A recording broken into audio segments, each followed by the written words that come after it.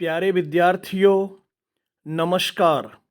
स्वागत है आपका आपके ही अपने YouTube चैनल संस्कृतानुराग पर।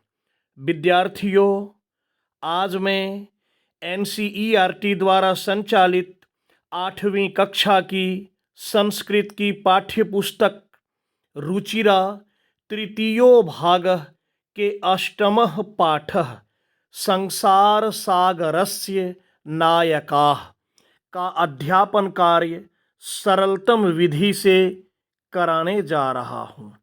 यह पाठ आपकी आगामी परीक्षा की दृष्टिकोण से महत्वपूर्ण है। अतः यदि आप इस पाठ को अच्छी तरह से समझ लेते हैं तो आपको आपकी आगामी परीक्षाओं में काफ़ी सुविधा होगी। तो प्रस्तुत है 8वीं कक्षा का यह 8वां पाठ अर्थात अष्टमः पाठः संसार सागरस्य नायकाः। इस पाठ के शीर्षक का अर्थ है कि संसार रूपी सागर के नायक अर्थात संसार रूपी सागर के हीरो। देखिए, प्रस्तुत पाठ अनुपम मिश्र की कृति आज भी खरे है। तालाब के संसार सागर के नायक। तालाब अधिकांशतः गांव घर में देखने को मिलता है, जिसे पोखरा भी कहते हैं। तो तालाब के संसार रूपी सागर के नायक नामक अध्याय से लिया गया है। इसमें विलुप्त होते जा रहे पारंपरिक ज्ञान, कौशल एवं शिल्प के धनी गजधर के संबंध में चर्चा की गई है। पानी के लिए मानव निर्मित तालाब या बावड़ी जैसे निर्माणों को लेखक ने यहाँ संसार सागर के रूप में चित्रित किया है। देखिए पाठ को। के आसन ते अज्ञात नामान। कौन थे वे अज्ञात नाम वाले? अज्ञात, जिनके बारे में ज्ञात नहीं है, जिनके बारे में जानकारी नहीं है, वैसे अज्ञात नाम वाले कौन थे? देखिए, शतशः सहस्त्रशः तड़ागाः सहसेव शून्यात् नौ प्रकटीभूताः। शतशः सैकड़ों, सहस्त्रशः हजारों, तड़ागाह तालाब, सहसैव सहसा जोड़ एव अचानक, अनायास या यूं ही, शून्यात नौ प्रकटीभूता, शून्य से प्रकट नहीं हुए हैं। सैकड़ों या हजारों तालाब अचानक शून्य से प्रकट नहीं हुए हैं। इमे एव तड़ागाह, यही वे ताड़ाग हैं। अत्र संसार सागराः इति, संसार रूपी सागर के यही वे तालाब हैं। एतेषाम आयोजनस्य नेपथ्ये, इनके आयोजन या इनके निर्माण में, नेपथ्य में निर्मापयित्रीणाम, इनके निर्माण करने वाले, निर्मापयित्रीणाम अर्थात इनका निर्माण कराने वाले, एककम इकाई, और निर्मातृनाम निर्माण करने वाले चौ दशकम। इस तालाब का निर्माण कराने वाले की संख्या इकाई में थी और निर्माण करने वाले की संख्या दहाई में थी, अर्थात 2 अंकों में, दहाई 2 अंकों में। एतत् एककम दशकम च आहत्य शतकम सहस्रम वा रचयतः स्म। यही इकाई, एककम, यही इकाई, दशकम दहाई, शतकम सहस्रम वा रचयतः स्म, वही 100 में अर्थात सैकड़ा या हजार बनकर निर्माण किए थे। परम विगतेषु 200 वर्षेषु, लेकिन विगत अर्थात पिछले 200 वर्षों में नूतन पद्ध्या समाजेन यत किंचित पठितम, नूतन पद्धति से, नई पद्धति से समाज के द्वारा यत किंचित पठितम, जो कुछ भी पढ़ा गया, पठितेन तेन समाजेन, उससे, उस समाज के द्वारा एककम दशकम सहस्त्र कंच इत्येतानि शून्य एव परिवर्तितानि,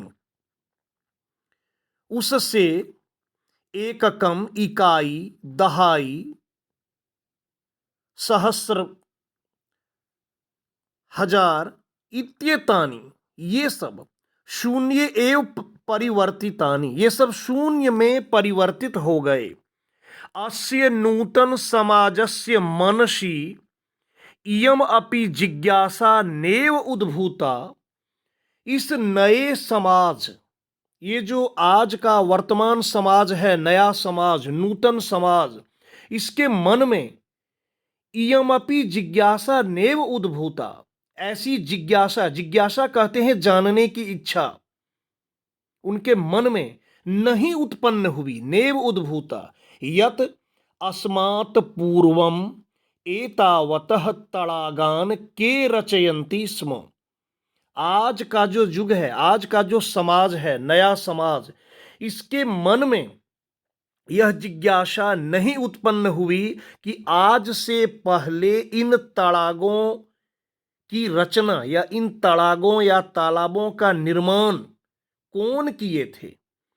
एतादृशानि कार्याणि कर्तुम, इस प्रकार के कार्यों को करने के लिए ज्ञानस्य यो नूतनः प्रविधि विकसितः, ज्ञान की जो नई प्रविधि, ज्ञान की जो नई पद्धति या टेक्निक विकसित था, तेन प्रविधिनापि पूर्वम संपादितम एतत् कार्यम मापयितुम न केनापि प्रयतितम, कि उस कार्य को मापने का किसी के द्वारा प्रयास नहीं किया गया, प्रयत्न नहीं किया गया कि पहले किस पद्धति से, किस प्रकार से इन तालाबों का निर्माण किया गया, इसके बारे में किसी ने जानने का प्रयास नहीं किया या उसको मापने का प्रयास नहीं किया। अद्य ये अज्ञात नामानः, आज ये जो अज्ञात नाम वाले हैं, वर्तन्ते पुरा ते बहु प्रथिता आसन, पहले वे बहुत प्रसिद्ध थे। आज जो अज्ञात हैं, जिनके बारे में लोग नहीं जानते हैं, किसी जमाने में पहले वे बहुत प्रसिद्ध थे, बहुत फेमस थे। अशेषे ही देशे, अशेषे संपूर्ण देश में, तड़ागाह निर्मीयन्ते स्म, संपूर्ण देश में तालाब बनाए जाते थे। निर्मातारो अपि अशेषे देशे निवसन्ति स्म, और उसके निर्माता, उसके उस तालाब को बनाने वाले भी संपूर्ण देश में निवास करते थे। पुनः एक बार देख लीजिए, कहा जा रहा है कि आज जो वे अज्ञात नाम वाले हैं, वो पहले प्रसिद्ध थे, बहुत फेमस थे, और संपूर्ण देश में तालाबों का, तड़ागों का निर्माण किया जाता था, बनाए जाते थे, तालाब बनाए जाते थे, और उन तालाब का निर्माता, उन तालाब को बनाने वाले जो लोग थे, वे भी संपूर्ण देश में निवास करते थे। गजधरः इति सुंदरः शब्दः तड़ाग निर्मातृणाम सादरम स्मरणार्थम। गजधरः, गजधरः शब्द का अर्थ होता है गज को धारण करने वाला, तो गजधरः इति सुंदरः शब्दः, गजधर नामक यह सुंदर शब्द तड़ाग निर्माण त्रिनाम, तालाब निर्माण करने वालों के लिए सादरम स्मरणार्थम, आदर पूर्वक स्मरण करने के लिए है। कि गजधर नामक शब्द जो है वो तालाब निर्माण करने वालों को आदर पूर्वक याद करने के लिए यह शब्द है। राजस्थानस्य केषुचित् भागेषु शब्दो अयम अद्यापि प्रचलति। राजस्थान प्रदेश के कुछ भाग में यह शब्द आज भी प्रचलित है। कौन सा शब्द? वही गजधर।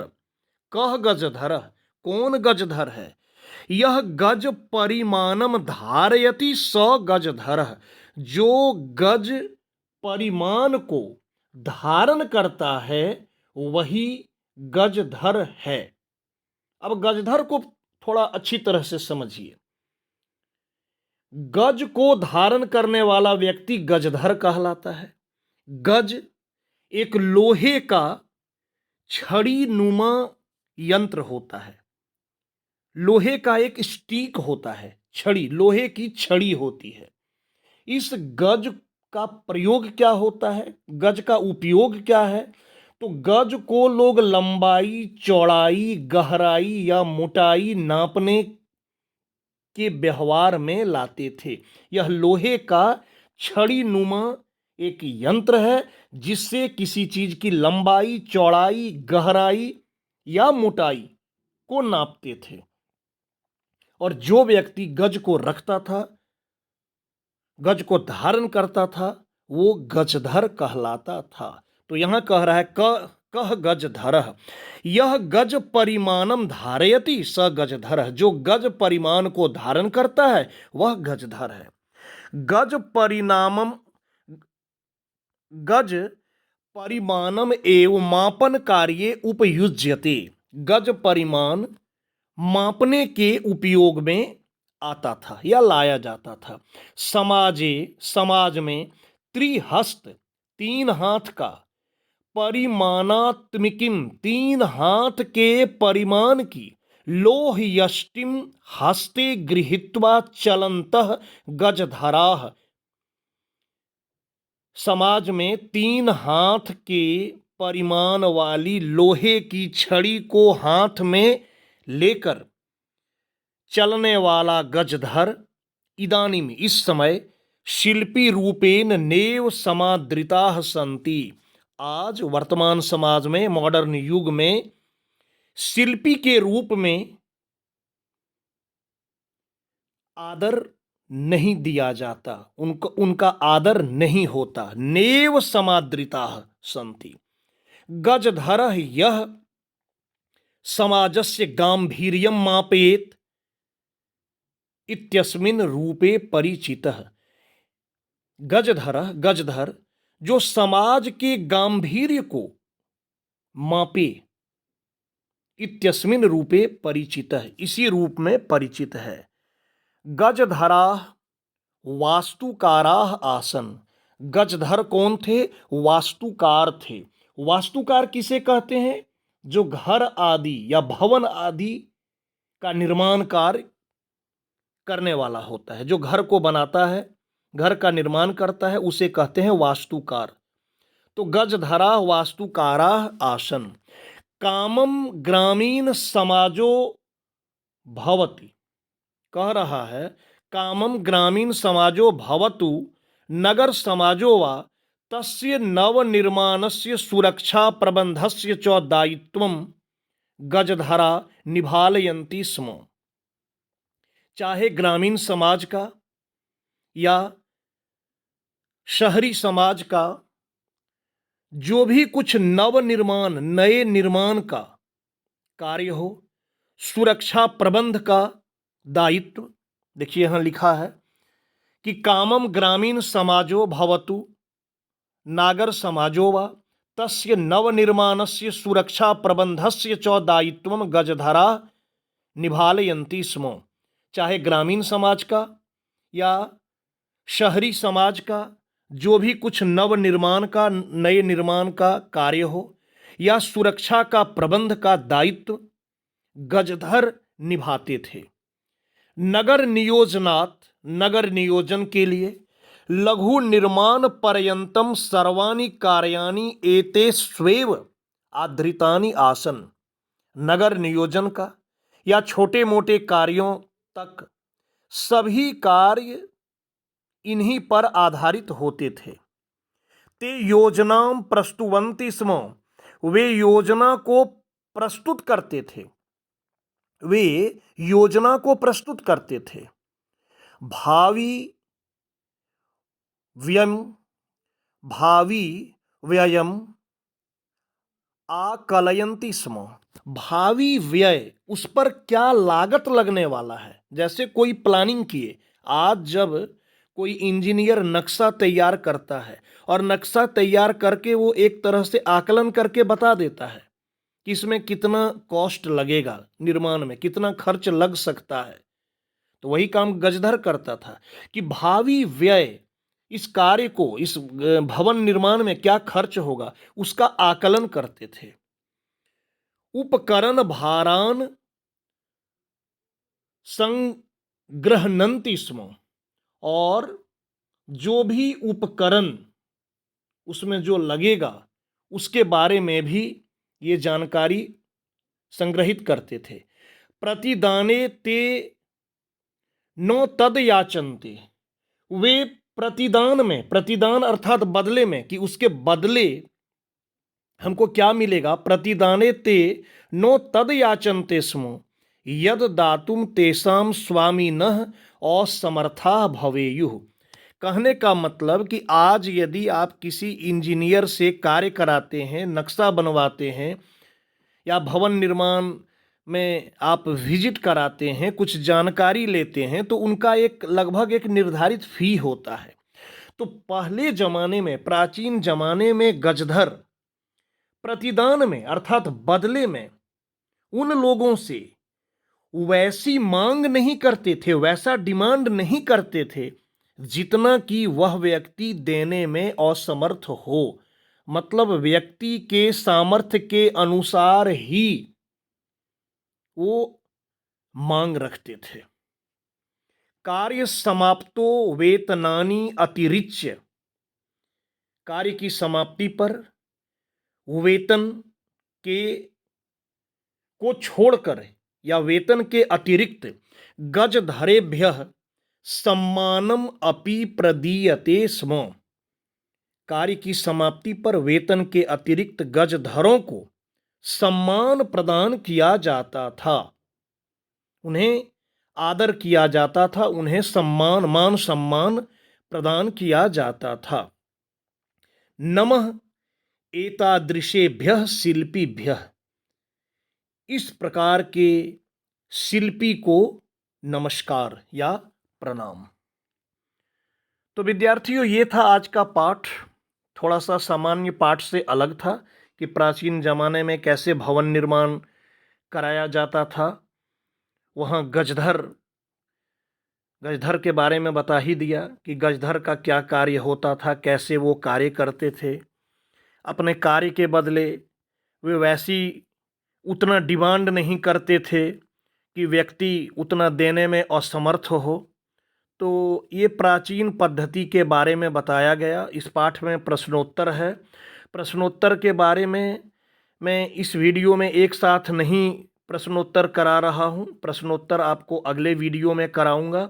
शब्दार्थ दिया हुआ था इस पाठ के अंत में, शब्दार्थ को आप अच्छी तरह से देख लेंगे, संभव हो सकेगा तो इन शब्दार्थों को आप याद कर लेंगे ताकि आपको पाठ को समझने में सुविधा हो और आपको अच्छी तरह से समझ में आ जाएगा।